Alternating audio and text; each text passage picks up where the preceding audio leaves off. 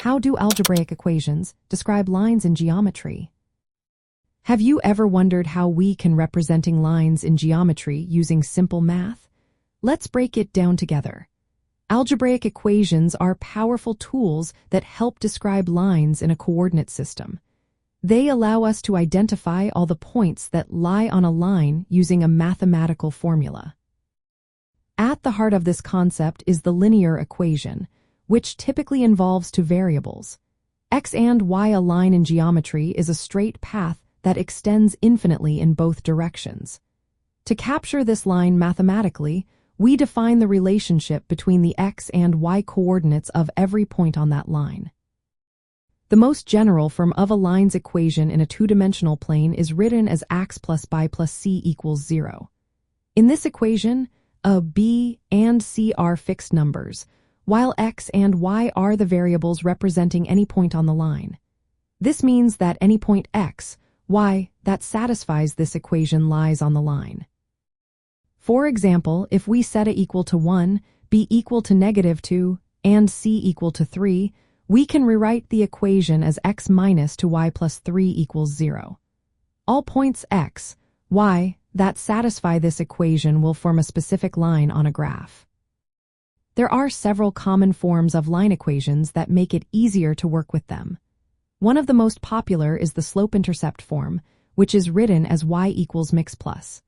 In this form, m represents the slope of the line, showing how steep it is, while b indicates where the line crosses the y-axis. This format is very intuitive for understanding the line's behavior. Another useful form is the point slope form, written as y minus y1 equals m times x minus x1. This equation uses the slope and a specific point on the line to define it.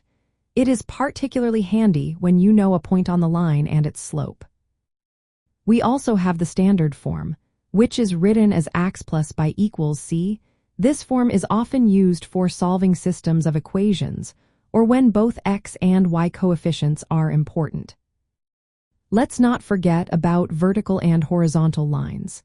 Vertical lines have equations like x equals k, where k is a constant. These lines have an undefined slope. Horizontal lines, on the other hand, have equations like y equals k, where k is also a constant and their slope is 0. In advanced geometry, especially in three-dimensional space, lines can be represented using parametric equations or vector forms. These methods define a line using a point on the line and a direction vector. Understanding how algebraic equations describe lines is essential for graphing them on coordinate planes. This knowledge helps us find intersections between lines, which is crucial for solving geometric problems. It also allows us to analyze shapes formed by lines, such as triangles and polygons. In essence, algebraic equations provide a precise rule that all points on a line satisfy. This connection between algebra and geometry enables us to study shapes, angles, and distances using equations. So the next time you see a line on a graph, remember that it is much more than just a straight path. It is a representation of relationships defined by algebraic equations.